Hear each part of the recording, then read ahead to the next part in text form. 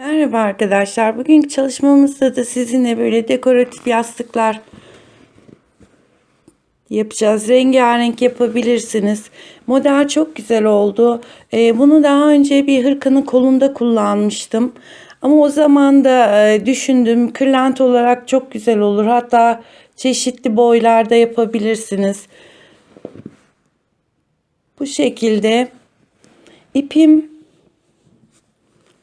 Himalaya'nın Super Soft ipini tercih ettim. Tığ numaram da 5. Yani şuradaki rakamı dikkate alın arkadaşlar. 5 numara. Kırlentimizi şu alttan başlıyoruz ve döne döne yapıyoruz. Ya ayrıca bir iki parça yapıp dikmiyoruz.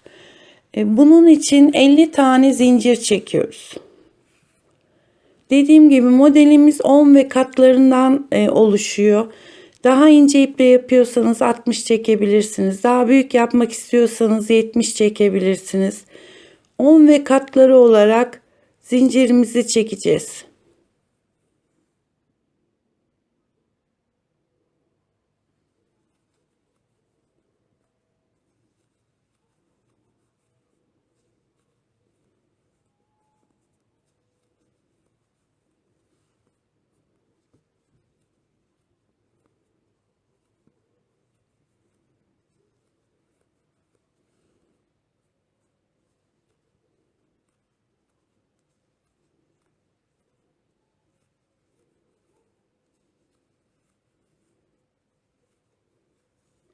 ...50 tane zincir çektim. Şimdi geri dönüş yapabilmek için... ...1, 2 tane de fazladan çekiyorum. Ve çektiğim 50. zincire... ...birleştiriyorum. 1, 2 ikili trabzan olarak... ...bütün sıramızı... ...bu şekilde devam ediyoruz.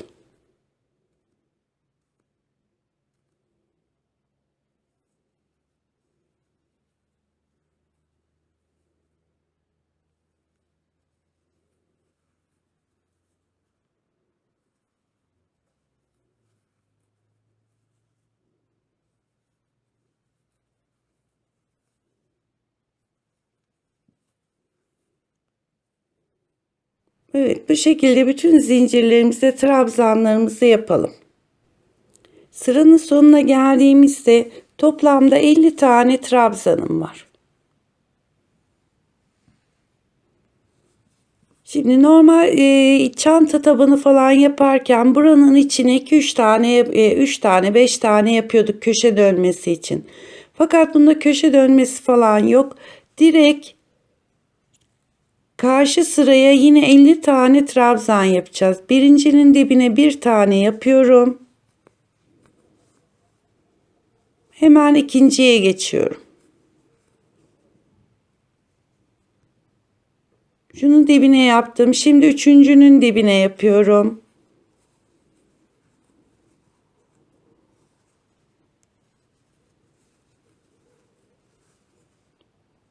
Yine bu karşı tarafında da 50 tane trabzan olacak şekilde sıramı tamamlıyorum. Şu ipi de yürütelim arkadaşlar içinde.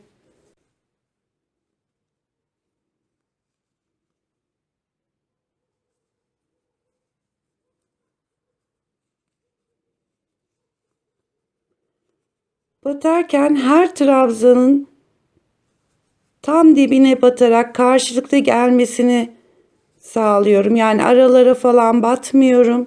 Her trabzanın dibine.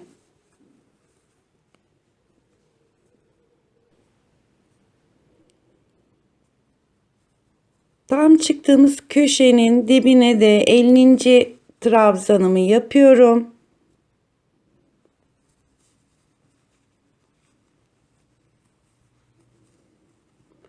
...51 tarafta 51 tarafta trabzanımız oluştu. Şimdi ilk trabzanın dibine hemen şöyle bir birleştirme yapıyorum.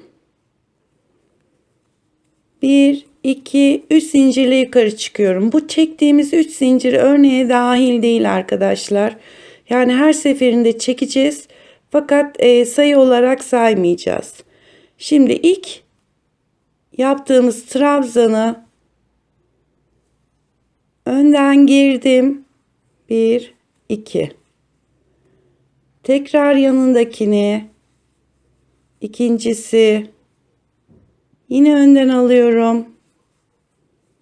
3, önden alıyorum. 4, yine önden alıyorum. 5.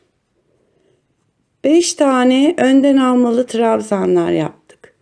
Şimdi tığıma doluyorum. Yanındaki 2 tanesini arkadan.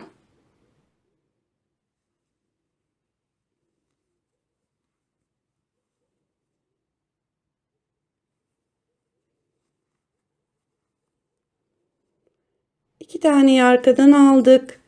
Onun yanındakinin tepesine batıyorum. Trabzan yaptım. 2 zincir. Yine aynı noktanın içine batıyorum. Buraya bir yuva hazırladık. Bu yuvanın sağında ve solunda ikişer tane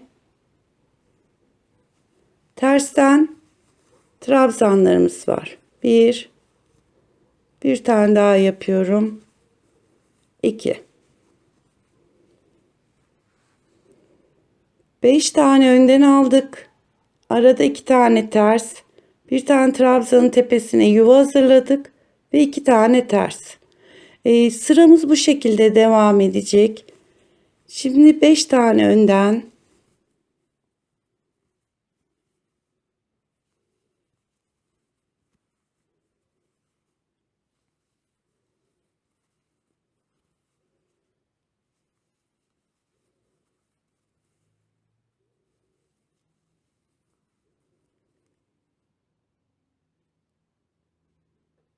5 tane önden aldık.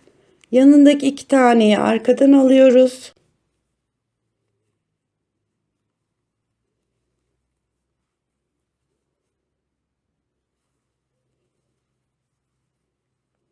İki taneyi arkadan aldık. Yanındaki bir tanenin tepesine yuva hazırlıyoruz. 1, 2, aynı noktanın içine batıyorum. Üçüncü trabzanın tepesine yuva hazırladık. Diğer 2 taneyi de yine arkadan alıyorum. Ve ikinci modeli de yapmış olduk.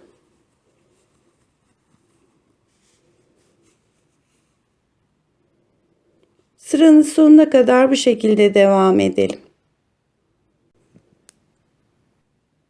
5 tane önden yaptım. Şimdi sıranın sonuna geliyoruz. 2 tane ters. Bir tane yuva hazırlıyorum.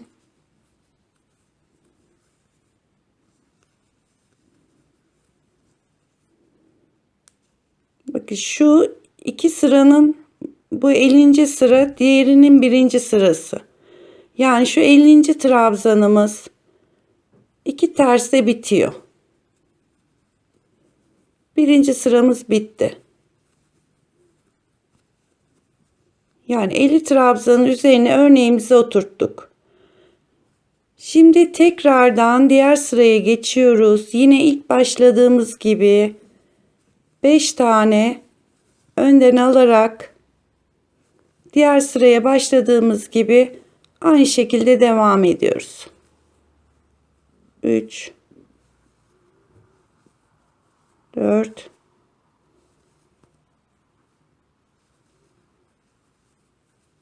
5. Yine arkadan alıyoruz.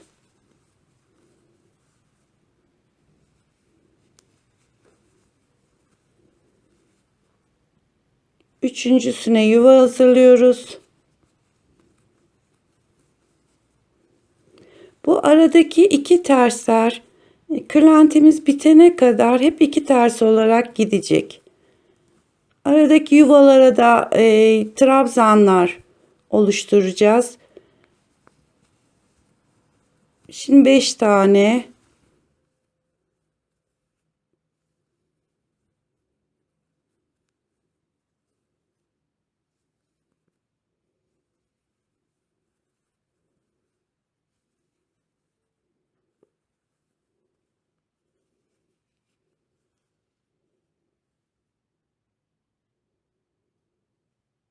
Bu sırayı da bu şekilde tamamlıyoruz. Sıranın sonunda 2 ters yaptım. Yuvamı yaptım. 2 tersim kaldı. Onu da yapıp birinci turumuzu tamamlamış oluyoruz. 2 tane ters yaptım. 3 zincirle çıktığımız noktanın tepesine şöyle birleştiriyorum. İkinci sıraya çıkarken yine 3 zincir. Dediğim gibi bu örneğe dahil değil. Yine 5 tane önden alıyoruz.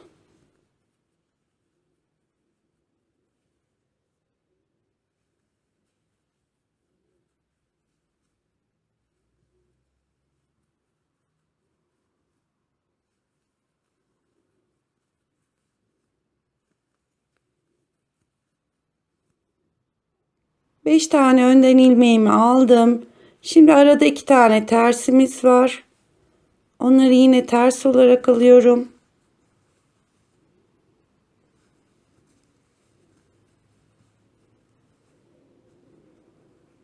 Yuvaya geldik. Bu yuvanın içine 7 tane ikili trabzan yapıyoruz. 1 2 3 4 5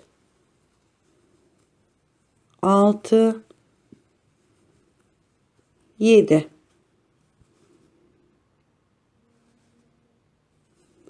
Tekrar yanında 2 tane ters trabzanımız var. Arkadan alıyorum. 1 2. Yine 5 tane önden trabzanımız var. Bu sadece ilk başlarken böyle 2 tane 5 üst üste geliyor. Bir dahaki sıralarda böyle aynı ilmeği 5'li trabzanları 2 kere yapmayacağız. Sadece örnek kurulumunda denk geliyor. 5. Şimdi 2 tane ters.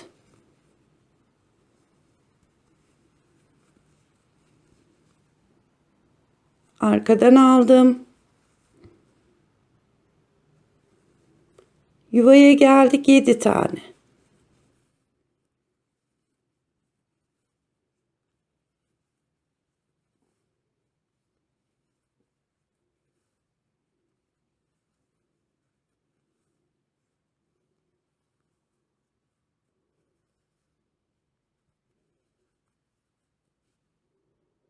Yedi tane ikili trabzan yaptım. Yanında 2 tane arkadan almalı ters ilmeklerimiz var. 1 2 ve 5 tane önden almaya geldik. Bu sırayı komple arkadaşlar böyle şuradaki yuvaların içine 7'şer tane dolduruyoruz. Örneğimiz oturduğu için artık artırma eksiltme hiçbir şey yok. Yuvaların içine 7'şer tane yapıp sıramızı tamamlıyoruz. Şimdi ikinci sıranın sonuna geldik. 7 tane yuvanın içine trabzanımı yaptım. 2 tersimi yapıp birleştirmemi yapacağım. 1 2 tane ters ilmeğimi yaptım. 3 zincirle yukarı çıktığımız noktanın tepesine batıyorum ve şöyle bir birleştirme yapıyorum. Tekrar 1 2 3 zincir. Dediğim gibi bu 3 zincirler hiç örneğe dahil değil. Şimdi buradaki 5 taneyi trabzanımız var. Önden alınma 3'e indireceğiz. 1 2 2 tanesini birlikte alıyorum. 2 de yukarı çıktım. Şimdi ortadakini tek alıyorum.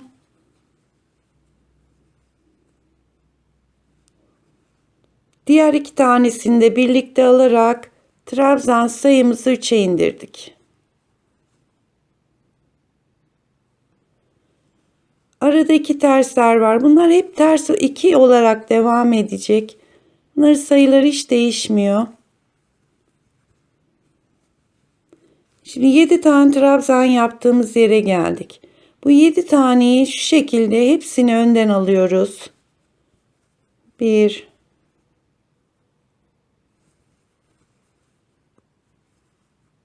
2 3 4 5 6 7 7 tane trabzanımızı önden aldık. Tekrar 2 tane tersimiz var. Yani bir yuvadaki örneğimiz çoğalırken diğer yuvadaki örneğimiz azalacak. Yine 5 tane önden aldığımız yere geldik. İkisini bir alıyorum. Ortadakini tek. Sondaki 2 taneyi de birlikte aldım ve trabzan sayımız 3'e indi. Tekrar aynı şekilde bu sırada bu şekilde devam edecek arkadaşlar. 5 trabzanlarımız 3'e inecek. Buradaki 7 taneleri de önden alarak sıramızı tamamlayacağız.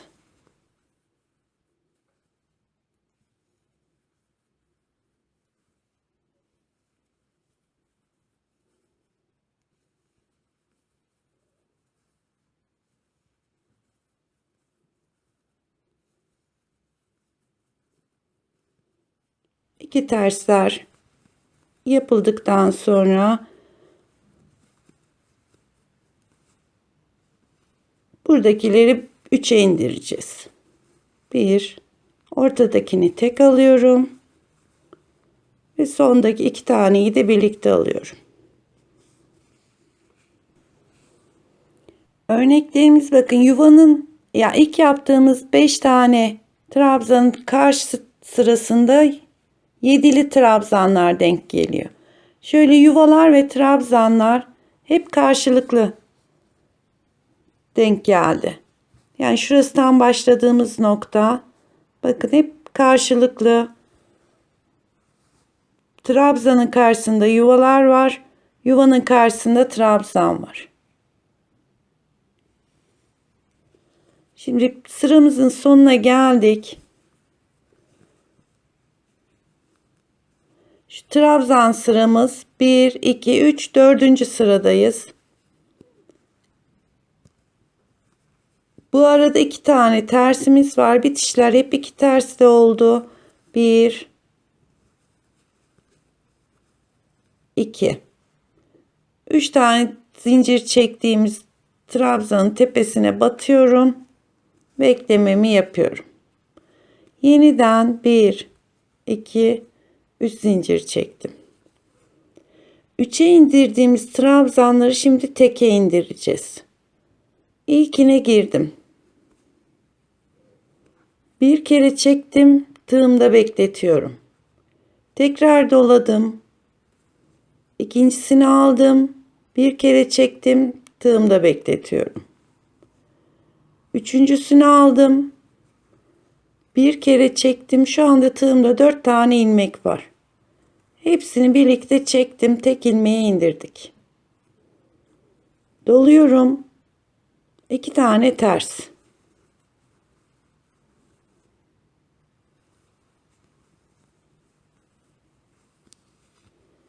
Yedi tane ilmeğimizi yine önden alıyoruz.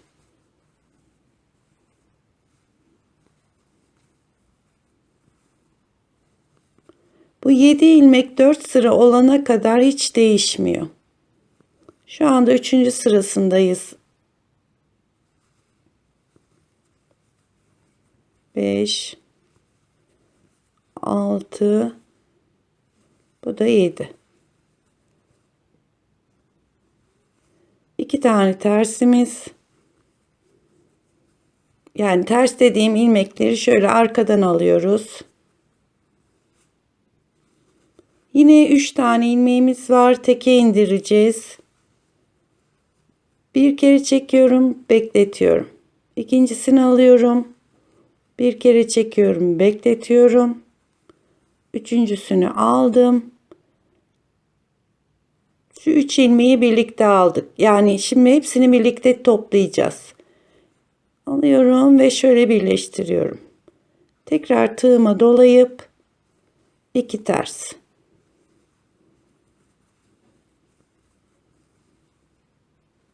İki taneyi arkadan aldım. Yine 7'ye geldik. 7 taneyi önden alıyoruz.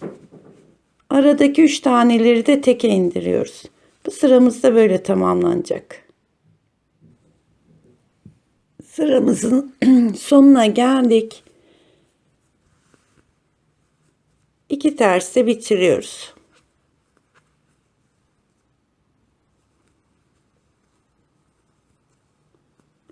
Yine çıktığımız 3 zincir var. Onun tepesine batıyorum.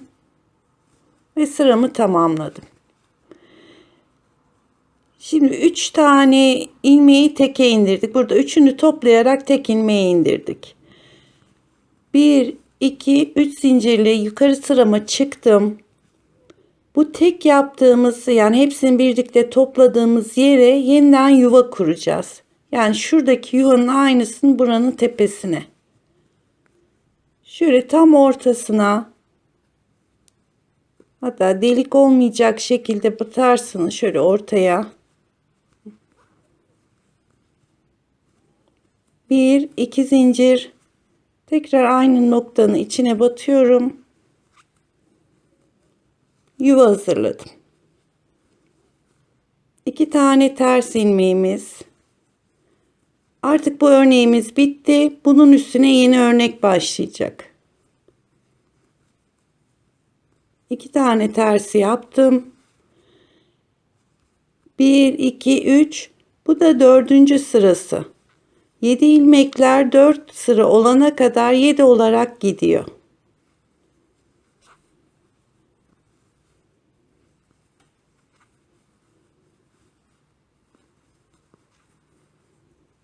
Dört, 5, 6, 7. 2 tersimizi yapıyoruz.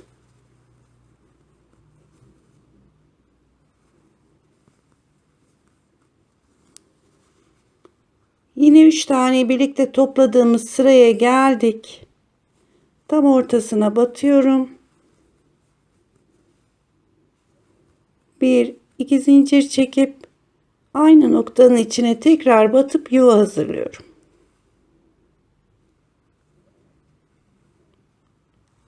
İki tane arkadan alma ilmeğim var.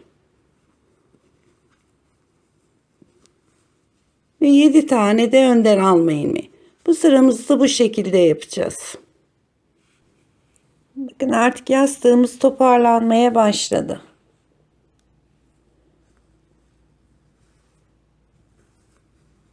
Şimdi 2 tersimi yapıyorum. Sıramı bitirmiş olacağım. 3 tane zincir çektiğimiz yerin tepesine battım, birleştirdim. Tekrar 1, 2, 3 zincir çektim. Şimdi yandaki yuvamız var. Aynı diğer örnekte yaptığımız gibi 7 tane trabzan dolduruyoruz. Örneğimiz aslında hep aynı şekilde gidiyor. Bir tane yuva hazırlıyoruz. Diğer örneği azaltmaya başlıyoruz. Bu azalmaya başladığı zaman yanındaki örnek çoğalmaya başlıyor. 2, 4, 6, 7. 2 tane tersim. 1, 2 tane ters ilmeği yaptım. 1, 2, 3, 4 sıra 7 tane trabzan yapmıştık. Bu 4 tane olduğu zaman ya da şöyle söyleyeyim, burada 7 tane trabzan oturttuğumuz zaman yanındaki örnek azalmaya başlayacak. Ya 4 sıra olarak sayın ya da şu örneği kurduğunuz anda buradaki 7 ilmek azalmaya başlayacak. Şu ikisini bir alıyorum. 1 2 3 4 ve sondaki ikisini de beraber alıyorum. 5. İlk ikisini birlikte aldım. Tek ilmeğe indi. 1, 2, 3, 4, 5'e indirdik.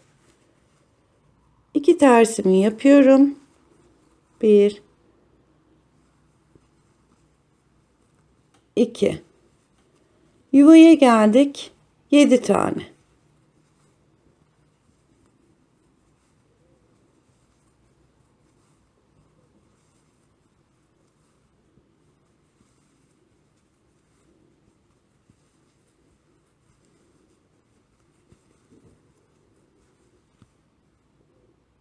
İki tane ters.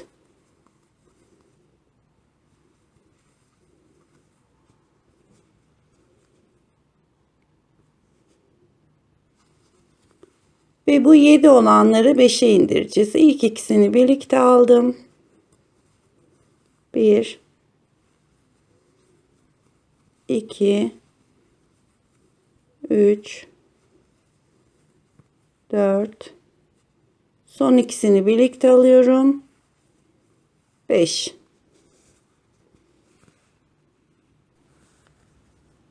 Yedi ilmekleri 5'e indirerek sıramızın sonuna geldik. 2 tersimi yapıyorum.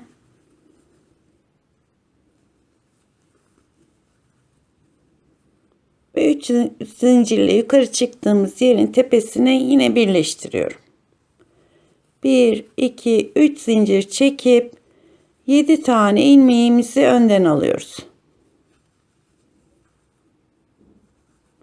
Artık örneğimiz hep birbirini takip ederek aynı şekilde gidecek. Burada yeni örnek başlarken diğeri azalıyor. 2 4 5 6 7. 2 tane ters ilmeğimiz var.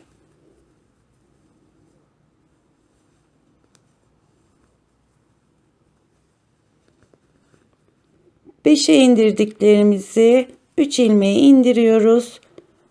İkisini bir aldım. Arada bir tane ve sondaki 2 taneyi de birlikte alıyorum. 3 ilmeği indirdik. Bir dahaki sırada tek ilmeği hepsini birden toplayarak tek ilmeğe indireceğiz. Bu şekilde devam edecek örneğimiz. Şöyle göstereyim. İlk sırada 1 2 3 4 5 tane şöyle ahududu modellerimiz oluşuyor. Diğer tarafta da aynı. Şimdi iç kısmını göstereyim arkadaşlar. Şöyle çevireyim. Bu tarafı da farklı bir örnek. Yani yastıkların birini öyle yapıp birini de tam tersini kullanabilirsiniz. Çünkü bu tarafta da farklı bir örnek çıkıyor. Asıl düz yüzümüz burası ama istediğiniz tarafı kullanabilirsiniz. Şimdi ben diğer yastıkta bakın şu tabanından başladım. 5 tane örnek olacak şekilde kurdum. Santim olarak vermek istiyorum. Hani yastık kaç santim oldu? Şurası ortalama, ortası 47 santim olmuş. Yastığımızın eni 47 santim.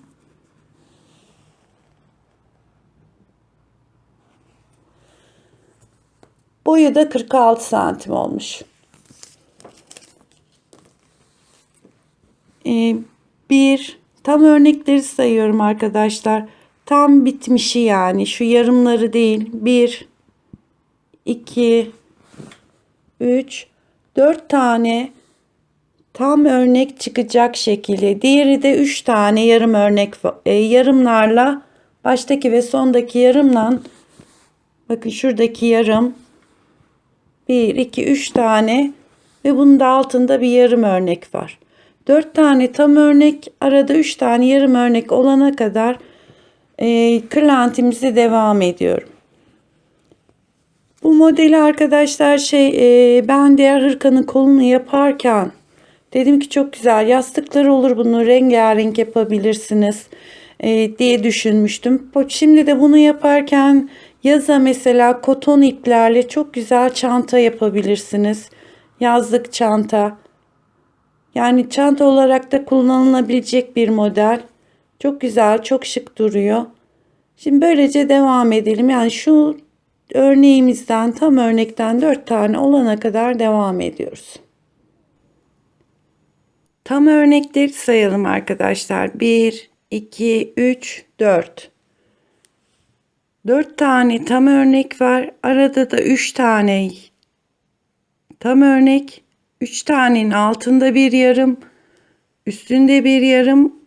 Burası da 4 örnek oluyor. Yani şu 4. örneği tamamladığımız zaman yastık ebatımız bitmiş oluyor.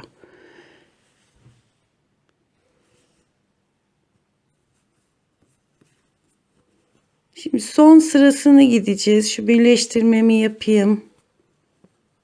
İkinci tersim. Şurayı birleştirdim. Üst zincirle yukarı çıktım. Bakın 4. örneğim bitti. Buraya yeniden yuva kurmam lazım. Fakat kurmayacağım. İlk başladığımız noktada trabzan gitmiştik. Bu sırayı da trabzan olarak devam edeceğim. Yani artık bütün şuradaki trabzanların tepesine batarak bir sıra trabzan olarak tamamlayacağım.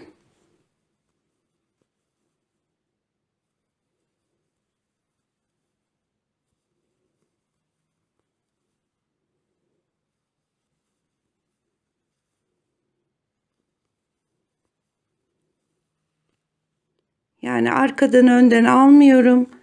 Direkt bütün trabzanların tepesine batarak bakın şurada aslında yuva kurmamız lazım. Kurmuyorum. Direkt şöyle tepelerine batarak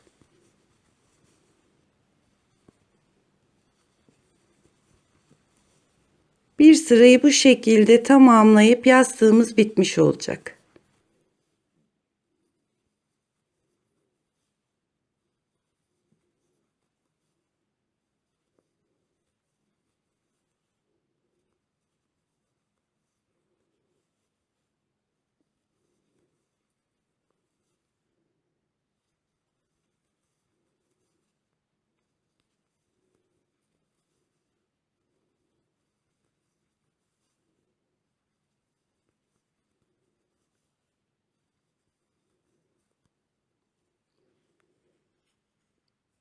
Bakın son sıramızı da böyle trabzan olarak yapalım, tamamlayalım.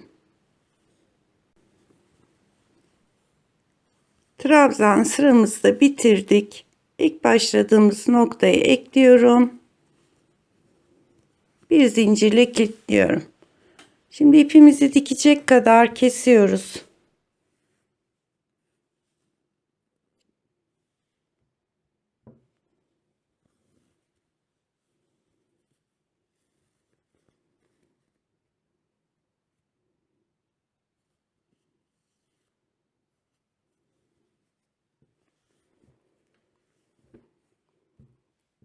İçine isteyen astarlayıp bir yastık dikebilir. Fakat benim şöyle bir deri yastığım var, kullanmadığım. Direkt onu geçireceğim. Ama bu şekilde herhangi bir astar yapıp kendiniz de hazırlayabilirsiniz.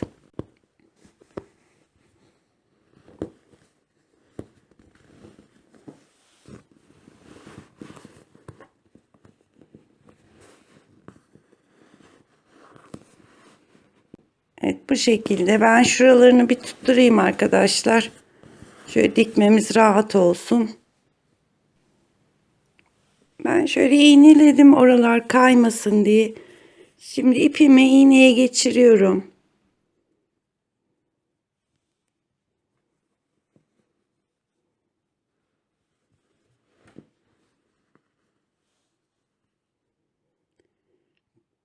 Trabzan yaptığım sırada şöyle zincir sıraları var arkadaşlar. Bunun bu kenarıyla şuradaki kenarını birlikte alacağız.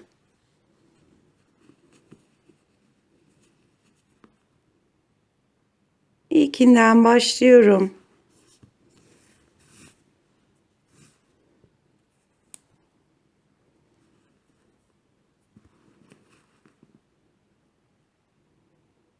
Şöyle karşılıklı gelecek şekilde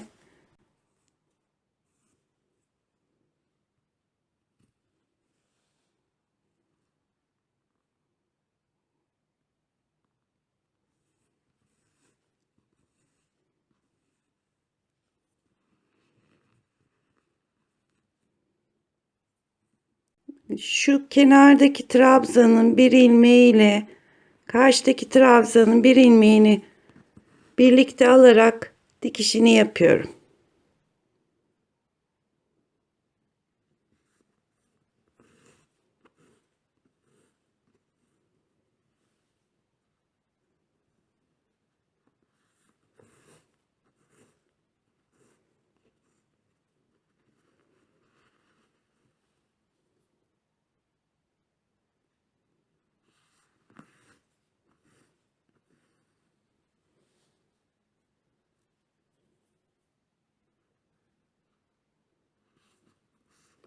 İsterseniz buraya fermuar da dikebilirsiniz. Hani çıkarıp takması kolay olsun diye.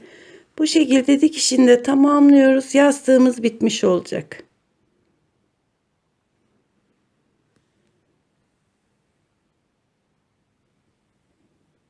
Evet, dikişini de tamamladık. Yastığımız bitmiş oldu. Bakın altından da derisi görünüyor. Örneğimiz daha net ortaya çıktı. Evet, bu şekilde. Bunun ön izlemeye tam resmini koyayım arkadaşlar. Ekrana sığmadığı için şu şekilde göstereyim. Yapacak arkadaşlara kolay gelsin.